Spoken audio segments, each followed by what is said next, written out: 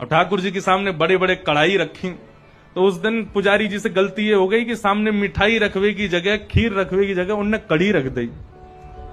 कढ़ी रख दी, कढ़ी के पीछे चावल रख दिए, चावल के पीछे मिष्ठान रखा और सब सजा दिए सामने।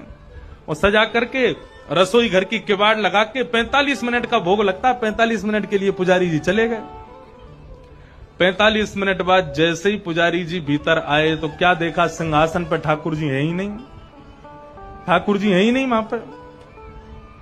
पुजारी जी बोले, अरे भैया ठाकुर जी कहां गए? पूरे मंदिर में हल्ला है, वो सब इकट्ठे है गए, ठाकुर जी कहां चले गए? कोई ने कही, बोले छोटे से ठाकुर जी है सके, इनमें कढ़ाइयन में गिर गए हों, छानो।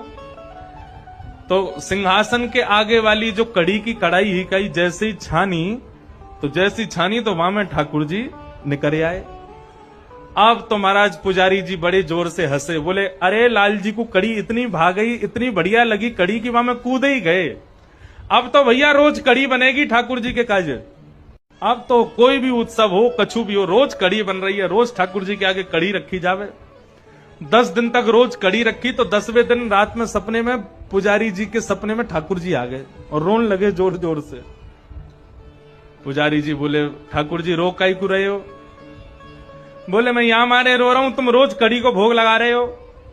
बोले मैं तो यहां मारे लगा रहा हूं, बाद में आप कड़ी में कूद गए, इतनी बढ़िया लगी कि वहां में डूब ही गए, तो हमको लगी कड़ी ज्यादा पसंद आ गई है, तो रोज कड़ी को भोग लग रहा है। ठाकुर जी बोले, अरे मैं कड़ी खावे को ना कूदो, तो फिर काय को कूदे? बोले तुमने खीर दूर रख दी, मैं तो खीर खावे जा रहा हूं, बीच में कड़ी पड़ गई, सुबह में गिर गो। अब तुमको लगी कि मुझको कड़ी पसंद है तो रोज कड़ी को भोग लगा रहे हो। भैया मैं तो खीर खावे जा रहा हूं। फिर पुजारी जी ने क्षमा मांगी, अरे हमसे अपराध है गयो। तब से फिर ठाकुर जी को मिठाई आगे रखी जाए, वाके पीछे नमकीन सामग्री रखी जाए।